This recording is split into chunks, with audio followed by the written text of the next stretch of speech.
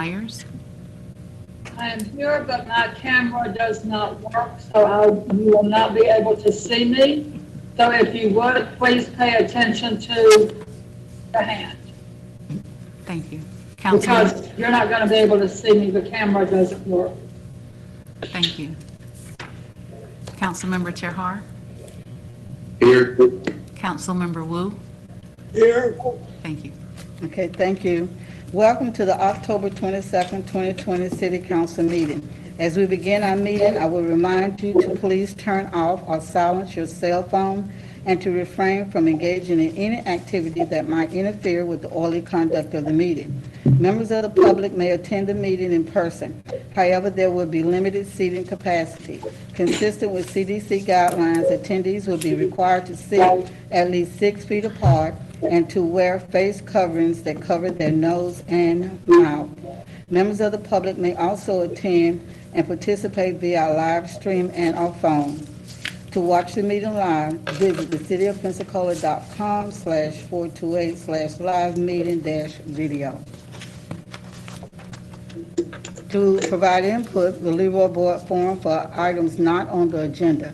Citizens may submit an online form here at www.cityofpensacola.com/cc input beginning at 3 o'clock p.m. until 5:30 p.m. only to indicate they wish to speak during Leroy Board forum and include a phone number. Staff will call the person at the appropriate time so that the citizens can directly address the City Council using a telephone held up to a microphone. Agenda items. For specific items on the agenda, citizens may submit an online form, www.cityofpensacola.com/cc input, beginning at 3 p.m. until that agenda item has been voted upon, to indicate that they wish to speak to a specific item on the agenda and include a phone number.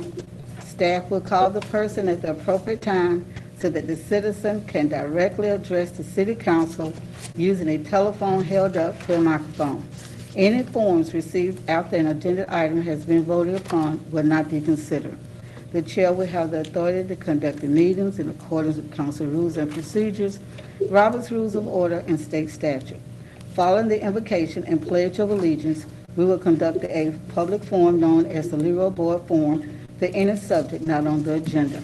Each speaker will be limited to 3 minutes unless it is necessary to shorten the time so all speakers may be heard. Speakers are expected to refrain from remarks or activity that will violate our rules of order and decorum. At this time, I invite you to stand for the invocation and the Pledge of Allegiance, which will be led by Councilmember Tahar. Could you please stand? God bless our city, county, state, and nation as we accept the many challenges before us. Give this council the wisdom and understanding as we make decisions for our community. Erase all strife, stress, and confusion within the spirit of our city and nation. Comfort each of us within our nation one by one. And as this body serve the community, continue to provide us your guidance. Amen. Councilmember Tahar. Please join me in the pledge. I pledge allegiance Pledge allegiance to the flag to of the the United States of America and to the and republic to the republic for which it which stands, stands one one nation, nation, under God, under God, indivisible, indivisible, liberty with and justice for all. justice for all. Thank you. You may be seated.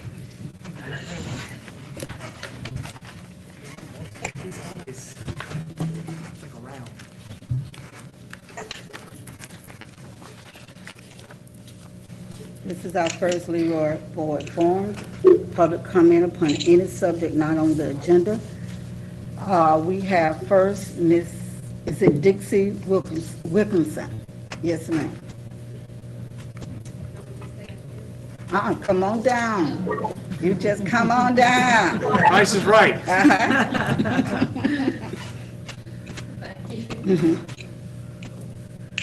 Hi, my name is Dixie Wilkinson. I'm a retired Pensacola Police Department employee after 36 years. A little background, I was born and raised in Pensacola. I'm a politician's daughter, Kenneth Kelson's daughter. Just here, I want to thank, first of all, Mayor Robinson for, him and I have been talking back and forth in email today, and I just wanted to put well, you can't see my face, but I want to put a face in the email. I'm just here to try to, hopefully, and he said his staff's working on it, try to get the tree ordinance for our heritage trees, upgraded, whatever it's called. 700 block of South J Street.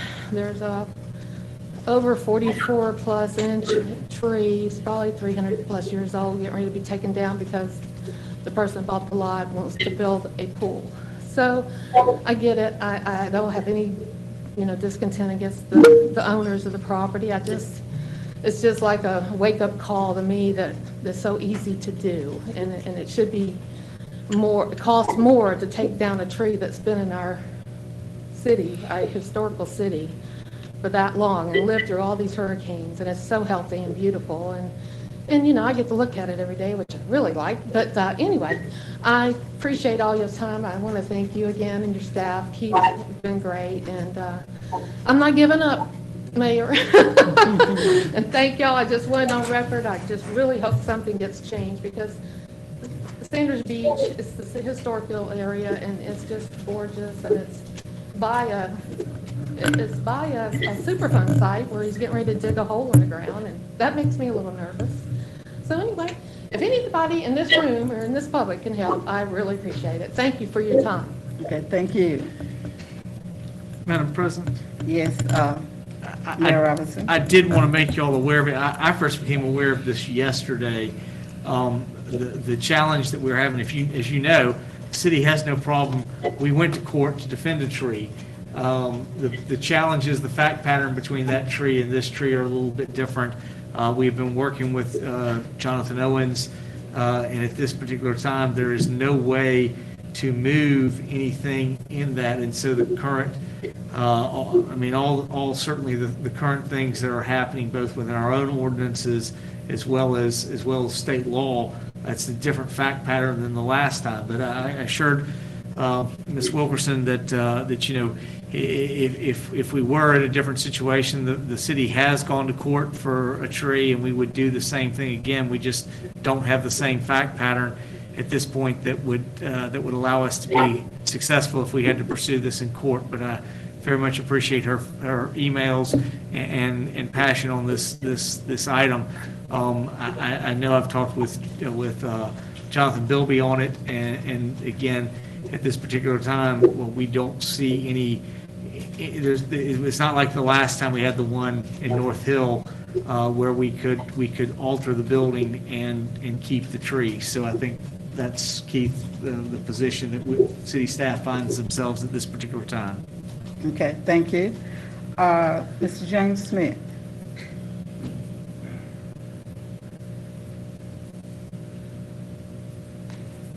Thank you for allowing me to speak.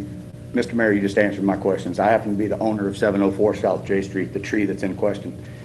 A couple things I want to let y'all know: that I have permits in hand. I've went through a 110-day process to get my permits to take the tree down. And it's not just in the way of my swimming pool, it's in the way of my structure of my home.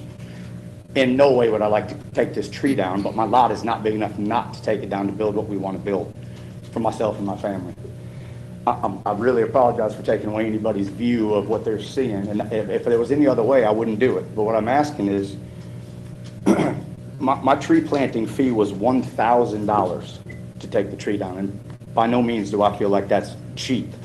I'm also a retired city employee. I retired from the fire department after 29 and a half years. Matter of fact, I used to dispatch for Miss Dixie part-time at the police department when they first started dispatching fire over there. I would have walked out of the room when Mr. Mayor answered my question, but I didn't want to be rude. Thought I'd take my time. Thank you all for what you do. And one last thing, I appreciate all your hard work after the storm, because the city's looking great. Thank you. Okay, thank you. Mr. Curry, do we have anyone online that wanted to speak? No, ma'am. Okay, thank you. There are no awards. Approval of the minutes. Item number 1, 20-00700, approval of minutes, regular meeting dated October 8, 2020. I need a motion and a second. I have a motion and a second. Are there any corrections, omissions, or deletions to the minutes? Okay, seeing none, please vote. Councilmember Terhar, Yes. Councilmember Myers, Yes. Councilmember Wu. Yes. Thank you. Okay. Motion carries. Next is approval of the agenda. First, we have an add-on item. That add-on item is extension of mayoral declaration of state of emergency. And the recommendation is that City Council approve an extension of the mayoral declaration of state of emergency until the council meeting scheduled for December 10th, 2020. This is an add-on item. I need a motion and a second for the add-on. Second. Okay. Okay, thank you. Any questions?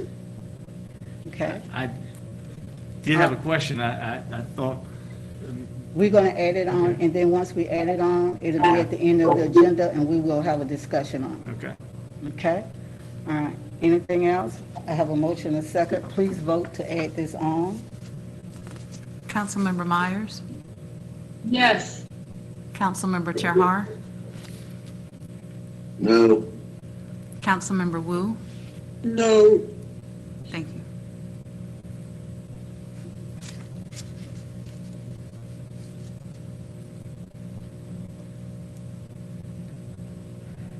The motion passes for the add-on. No, ma'am. No, it doesn't? have Oh, it has to have a supermajority. You have to have 5. Okay, thank you. It doesn't, there will be no add-on. Okay. Now, let's go to another item that we have. We have 2 items that... Council President, we'll need to vote on the agenda still. We'll need to vote on the agenda. Okay. I'm sorry, we have 2 items that we're pulling And- before we Oh, vote. I apologize. I'm getting ahead of myself. Okay, all right, you just keep me straight, that's okay. Just keep me straight. All right, so we have 2 items that should be pulled. I believe they're item 5 and item 9.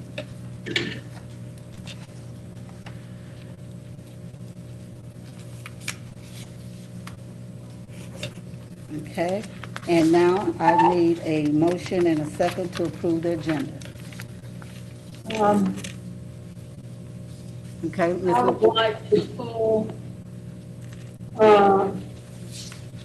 item, that one item from the consent agenda having to do with Joe Patty's parking lot culvert rehabilitation.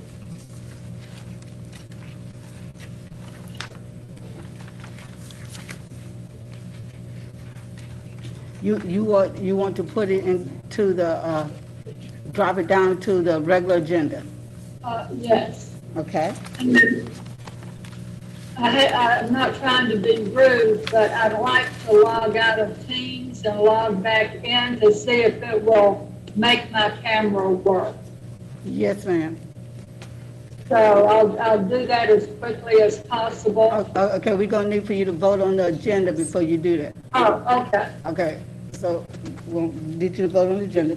So we have a motion and a second. You got to pull that one item or that, okay? Moving it to regular agenda. Yes, ma'am. All right.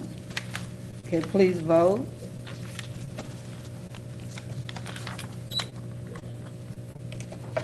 Councilmember Myers, Yes. Councilmember Terhar, Yes. Councilmember Wu. Yes. Thank you. All right, the agenda has been approved. Now we are on the consent agenda. And the consent agenda, the item that was pulled was item number 2. Yes, Okay. ma'am. Let's move to And regular. drop down to that. All right, Yes. I will come back.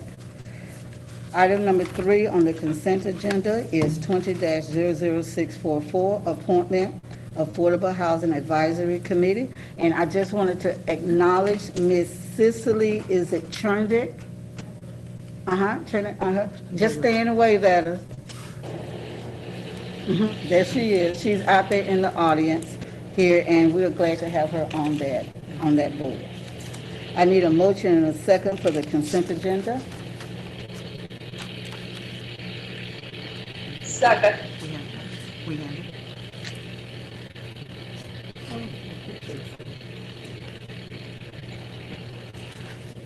Well, Ms. Myers, we do see you on that. We got you on video. The consent agenda passed. Yes, ma'am. Okay, so consent agenda has passed. Let's go to the regular agenda. Item number 4, a reminder that there is a time delay of about 1 minute between action in council chambers and what is seen by the public watching live stream. Anyone who wants to speak on an agenda item must submit their form before the agenda item is voted on. Item number 4 is 20-00665, extension of ordinance number 15-20, requiring the mandatory wearing of face coverings in businesses within the city limits. The recommendation is that the city council extend ordinance number 15-20, requiring the mandatory wearing of face coverings in businesses within the city limits until December 10th, 2020. I need a motion and a second. Second. I have a motion and a second. Okay.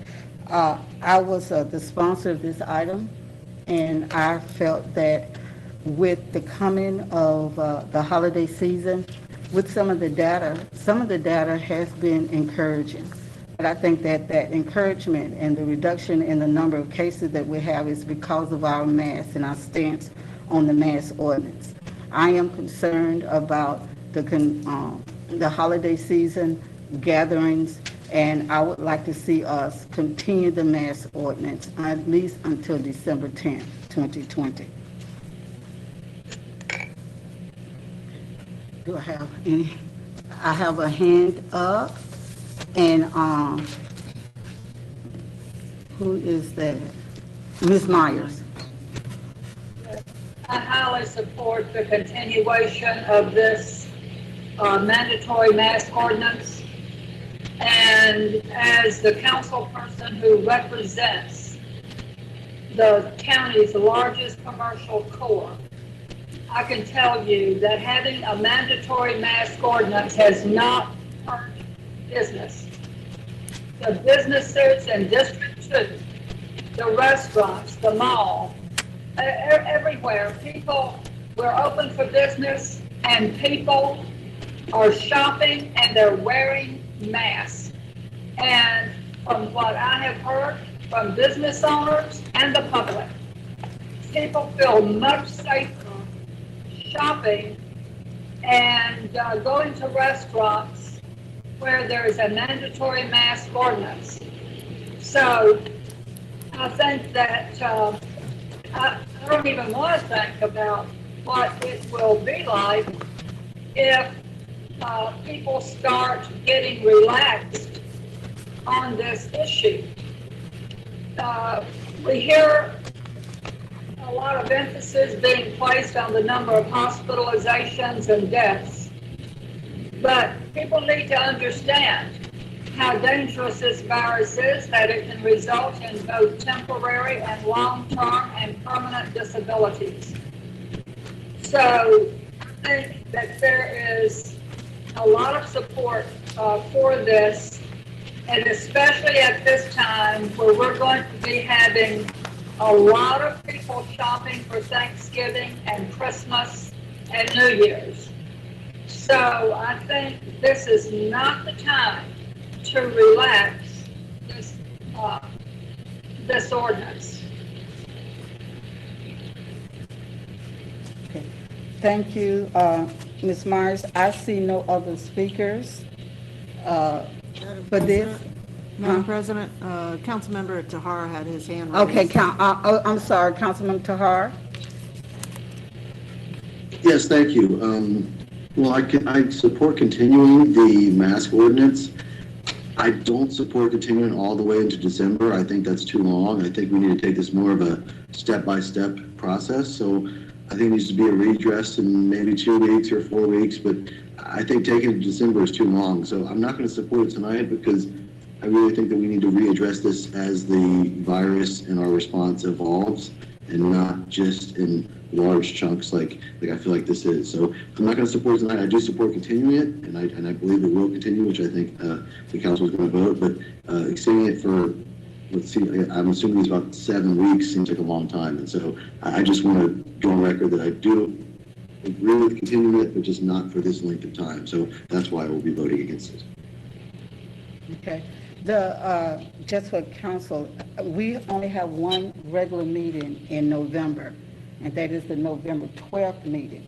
So there's not the next meeting is the special meeting where we have our confirmation of our elected official for the new council. So the only other meeting is the first meeting in December.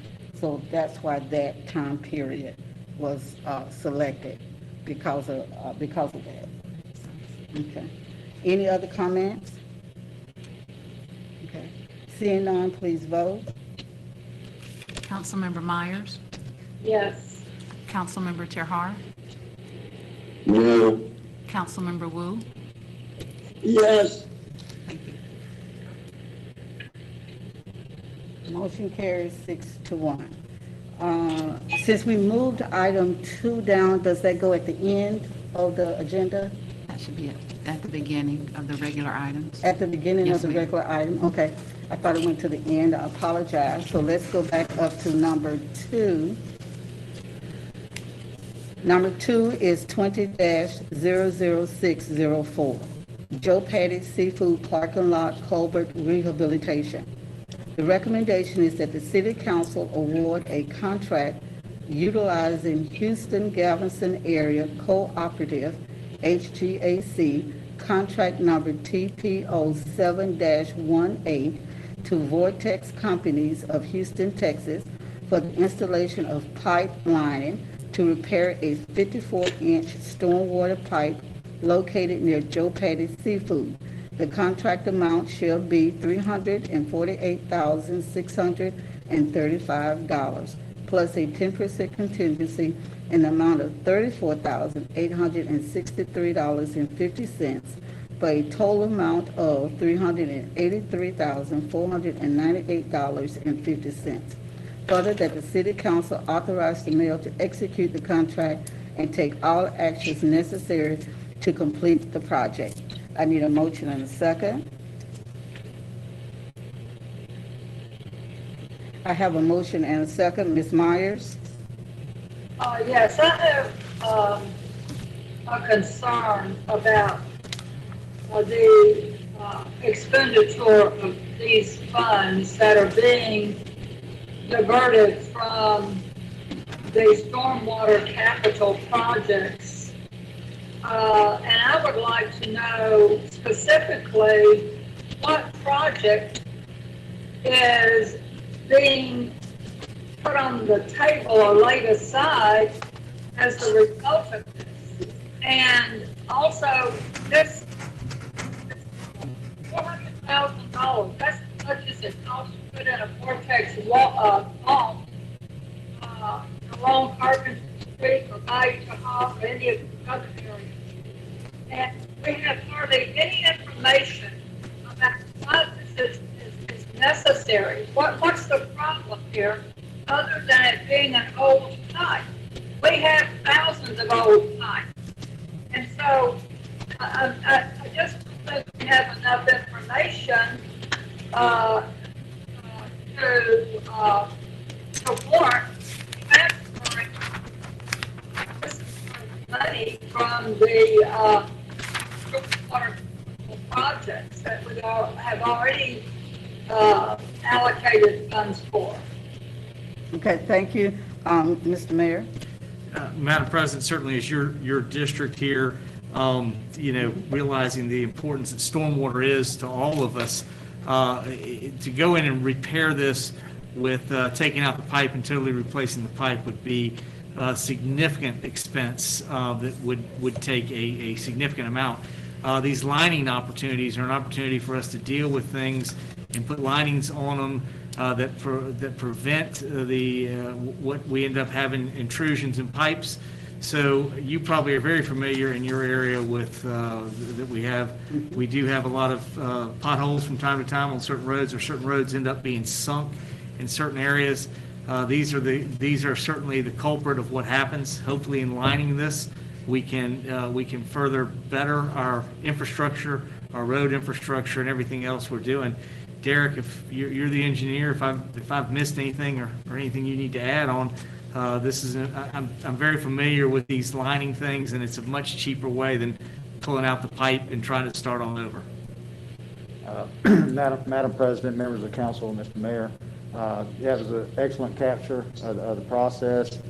This pipe actually traverses the entire parking lot of Joe Patty Seafood, and to physically remove the pipe and replace it would be, of course, it would be very detrimental to the parking in the parking lot. Also, the expense associated with it would be greater to remove and replace the pipe. To answer the question about the funding, this particular part of the project, when we did the B Street project several years ago, this was an additive alternate under that project, and we did not receive any bids for that. So those funds, whatever they were that were allocated, were put back into the stormwater capital account. To answer Councilwoman Myers' question. Mr. Mayor, is this a needed project, a necessary project? Yes, ma'am. And for what reason? The pipe is very old. It's an old metal pipe, and we've had cave-ins in Frank Petty's parking lot, and we're liable for that. And so the pipe has been patched from the inside for several decades, and it's just in extreme disrepair, and it's a liability for the city at this point. All you're going to end up doing is exactly, I mean, the pipe's eventually going to break in, and you're going to have a significant liability at that time. You're going to have a significant cost to repair it. Doing the lining is a much better, cheaper, less intrusive way to get this done. I mean, you're not going to get as much wear out of it as you would out of a brand new pipe, but you're going to get, how many more years of useful life are we going to get by doing this process? I would say at least 3 decades of wear, out of it. At a minimum. For a fraction of the cost of what it would be to have to replace this whole thing. In today's economy, I would say yes, sir. Thank you, Ms. Hill, and then I get with you, Ms. Myers.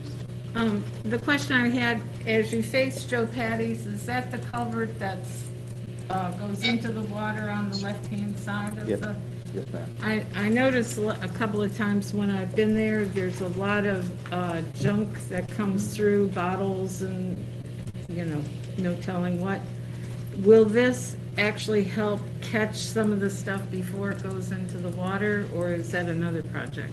We recently put a screen across that ditch that you're talking, it's called the A Street ditch. Yeah. And we put also constructed a walkway across there so we can better clean that out. But to answer your question, this will simply be reconditioning the pipe, if you will, that's there, and it will have no bearing on what you On the catching, but you do have a plan? Yeah, it's already in place, yes, ma'am. Thank you. Thank you. Ms. Myers?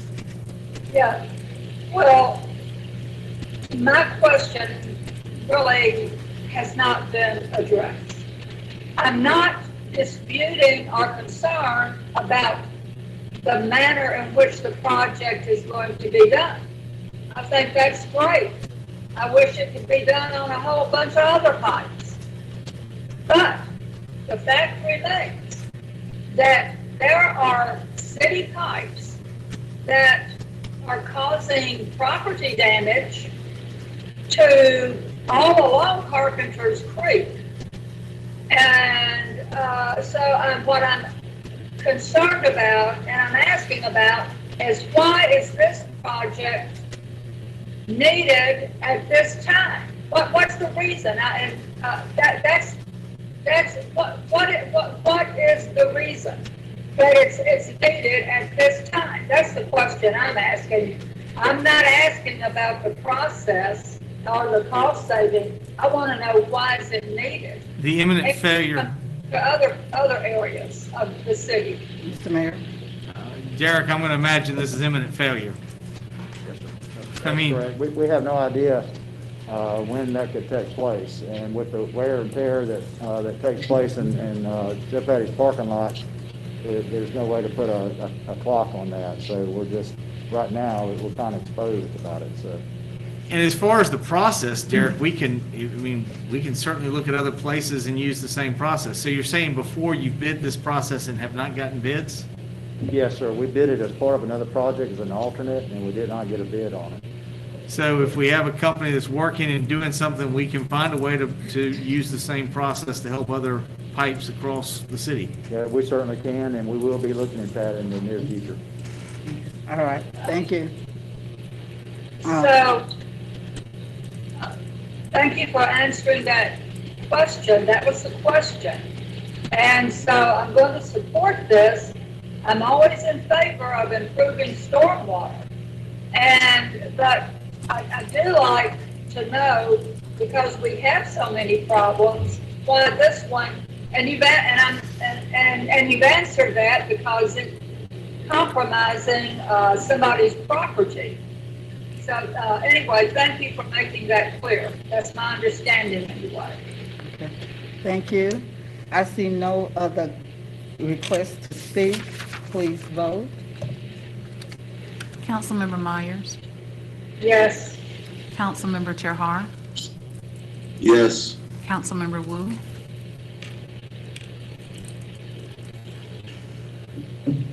Councilmember Wu, Yes, I'm sorry, I had the mute on. thank you. Okay, thank you. Motion carries 7-0. Madam Clerk? Madam Chair? Yeah. I will say, our staff is here on the Monday meetings, and at any point after that, if you have questions or anybody has questions as to why we're doing a certain process, I think that would be great at the agenda review to get those things out, and we'd be happy to answer those questions so we have everything ready for when we come to the meeting. But we're happy anytime to answer questions and get that information out. Okay. All right, thank you, Mr. Mayor. I believe we're on item number 6, Madam Clerk. Correct, yes, ma'am. Item number 6 is 20-00607, declaration and disposition of real property, 113 West Jordan Street. Recommendations that City Council declare as surplus the real property located at 113 West Jordan Street, parcel reference number 000S 009010012, and authorize the mayor to dispose of through direct negotiation. Further, that the city council authorize the mayor to take all actions necessary to execute any contracts or related documents to dispose of the property.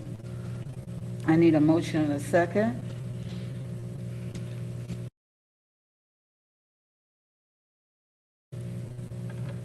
I have a motion and a second.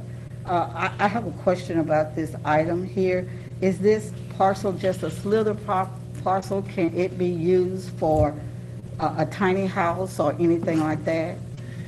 I hadn't really thought of the tiny house, but I think I'll let Dina come up and explain.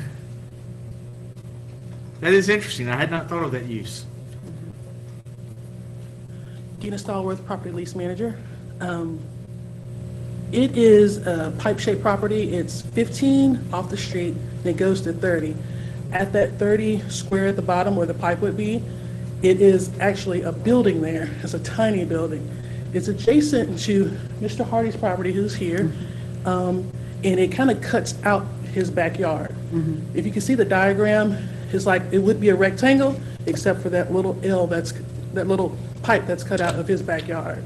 But it's not big enough for a tiny home. Okay. All right. Thank you. You're welcome. Any other? Okay. I see no other comments. Please vote. Councilmember Myers, Yes. Councilmember Terhar,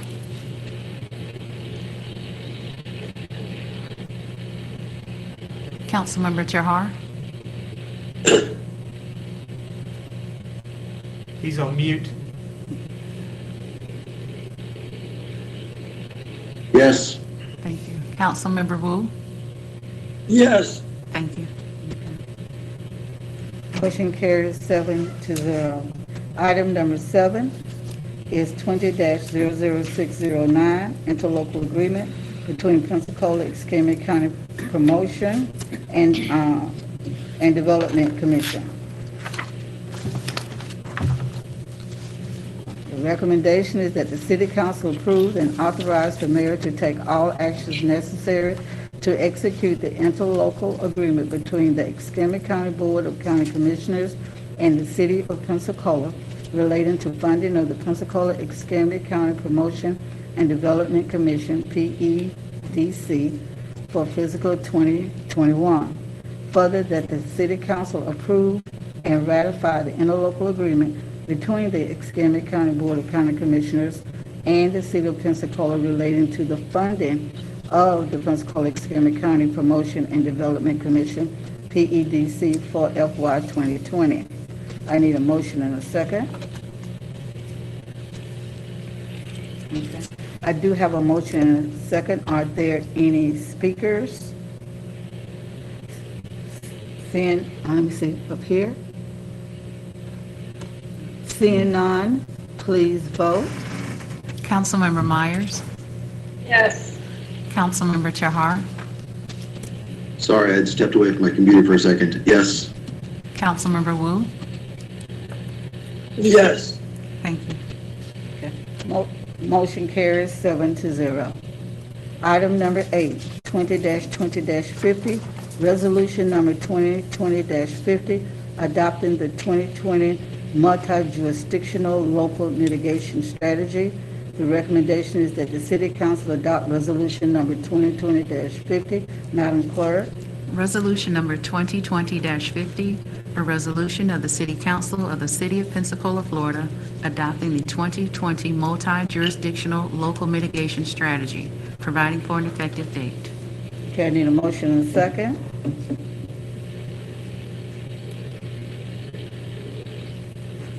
Okay, I have a motion and a second. Mr. Mayor, can we get someone to explain how important this is? Okay, absolutely.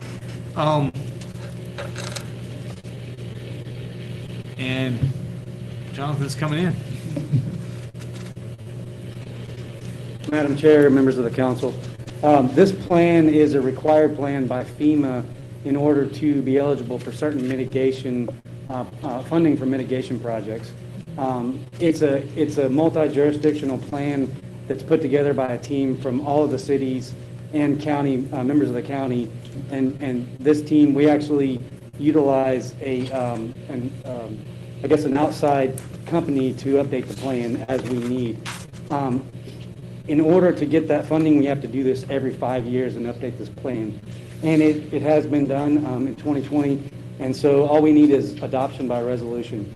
The other key piece of this is we actually will increase or decrease in our CRS program, which is our community rating system program. We're going to decrease from a class 7 to a class 5, and that's going to give us actually an additional reduction in insurance premiums for flood insurance policies across the city. So this is a really key piece to save the citizens money and to keep us eligible for mitigation.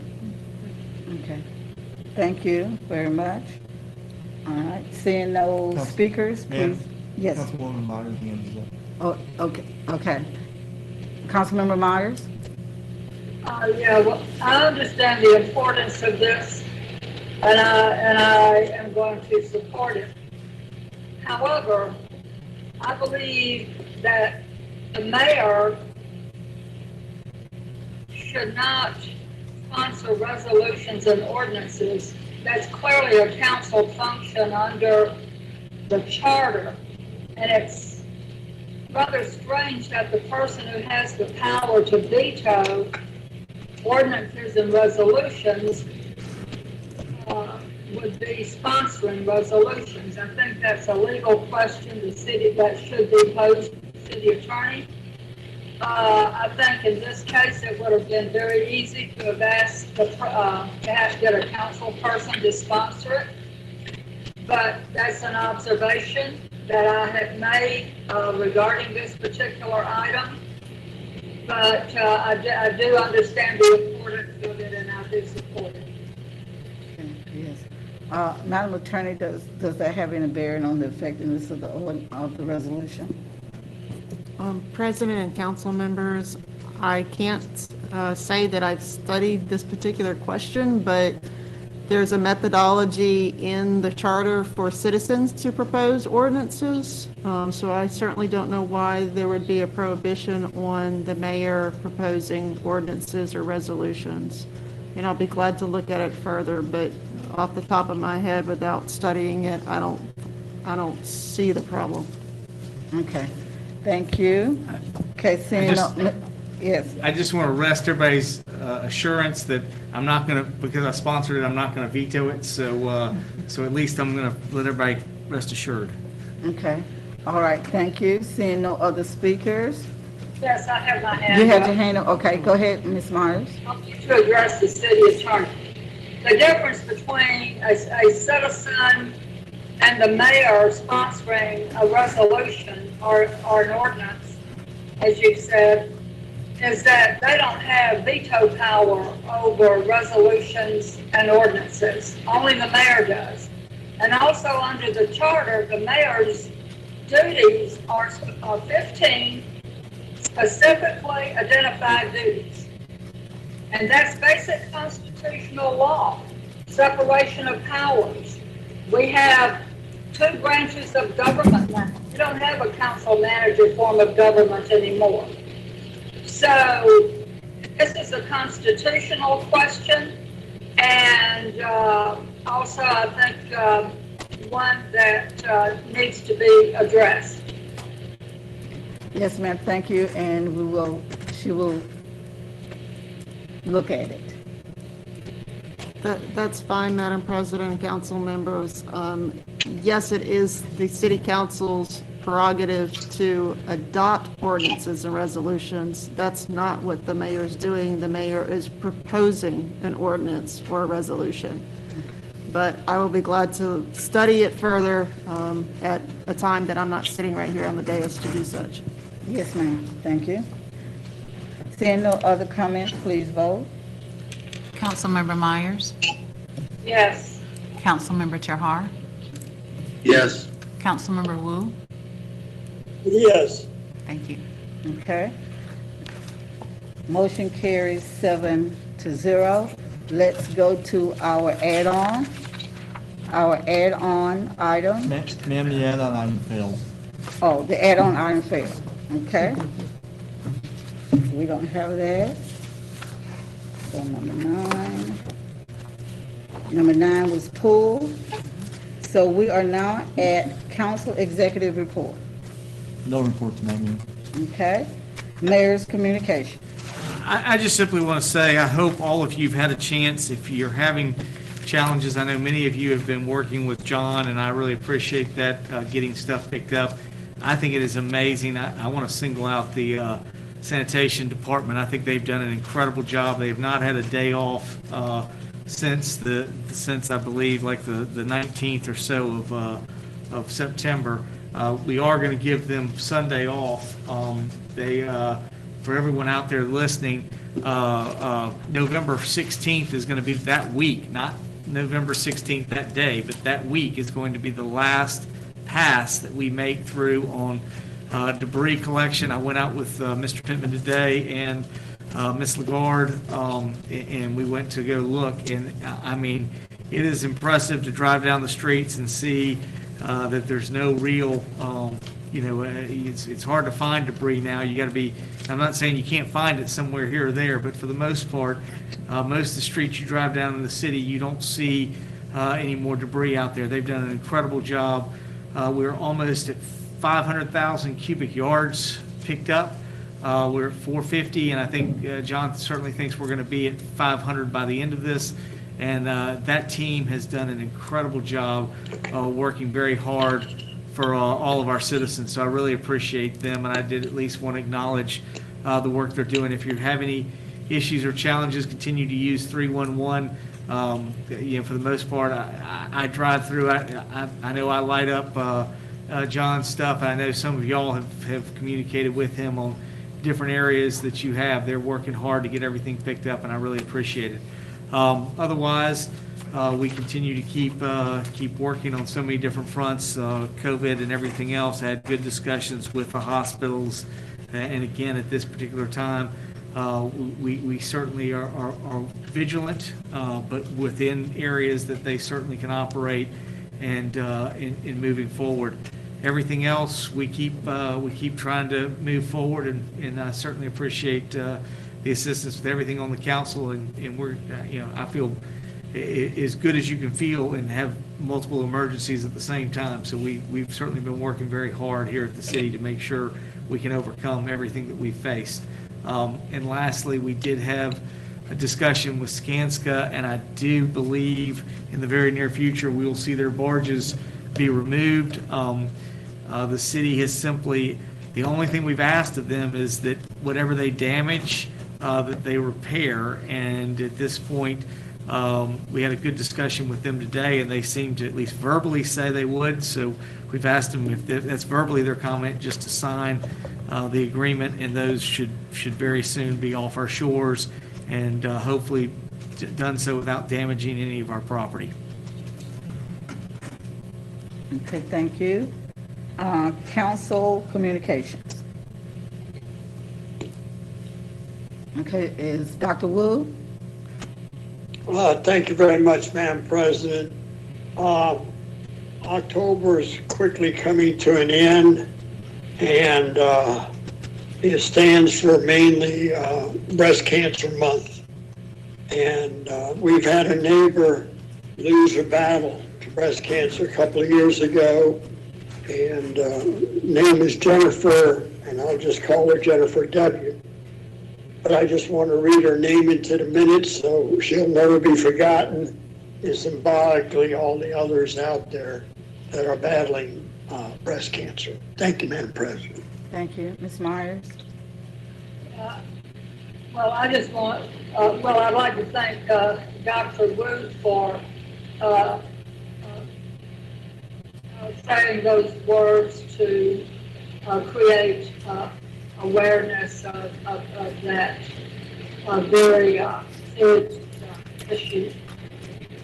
I wanted to say something about the trees that have been lost in city parks and in neighborhoods. And there's been at least 40 trees lost in Parker Circle Park.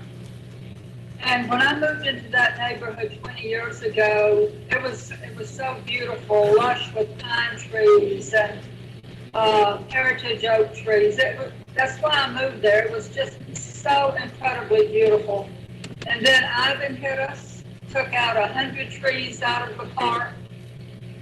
Since that time, other pine trees have died due to Ivan damage over time. And so we've tried to plant, and have successfully, by the way, planted other pine trees. The saplings that were planted, half of those lived, others were run over by moors. And so now we have Hurricane Sally, and it has wreaked even more devastation on that park. And so we've lost a few heritage oak trees that the neighborhood association was successful in getting the city to plant. And 10 years ago, it was amazing how big and beautiful they got. We lost several of those. But the reason I bring this up, and I have been around some of the other parks, but I would like to see the inventory of trees that fell down because of the storm, and those that were taken down because they were either leaning or damaged. After Ivan, I did an open record request several years after Hurricane Ivan, because I saw a lot of trees being planted downtown, basically in the CRA area. And I did an open records request to find out where the money was coming from to plant those trees. I'm not sure where the money came from, but I will tell you the records that I have showed that the city got $600,000 in tree remediation funding from FEMA. Not one tree was planted in Poplar Circle Park from any FEMA tree remediation funds. I don't want that to happen again, and I want to use the tree trust fund to reestablish trees in not only Parker Circle Park, but all of the parks that have lost trees, because parks are the one place that we can plant trees and to reestablish the tree canopy. So I just want to bring that up because that's something that I'm really going to push for. I don't want this park left out again. And one of the questions I would like to ask the mayor or somebody, if we were to go ahead and use the tree trust fund for reforestation or replanting trees in our parks that were damaged by the hurricane, and we got FEMA remediation funds, could we not pay the trust funds back any funds that we could get from FEMA for tree mediation? I'm just asking that and wonder if that's ever been done or can it be done? Okay. Yes, I have the Mayor Robinson I know that this sounds like an action item that you're going to get with Mr. Courier on so that you can bring some action back in reference to the trees, Mr. Mayor. Yeah, no, absolutely. We will look into that. I don't know about the FEMA requirement, and we will discuss that. We've been doing a lot of hurricane stuff, but we haven't discussed FEMA part with trees, other than the arborists who went around certainly were the ones that documented every tree that was touched, that was leaning or anything else. There was a certified FEMA arborist that went through there with us and authorized or told us that needed to happen because of the damage. But I don't know. They have that list and inventory they went through. They had FEMA arborists here right after the storm, so we will look at that. I just don't have that answer. I certainly can tell you everyone has money allocated from the tree fund, and we would welcome you to identify parks that you would like us to plant in, and we will do that. Now is the time for us to be doing that right now in the winter, so we're ready to get started on planting some trees. All right, thank you, Mr. Mayor. Anything, I don't see anyone else. Madam President? Yes. If I could, there was one thing I forgot to mention, certainly in loss, and to say that the city of Pensacola certainly mourns the death of John Appleyard.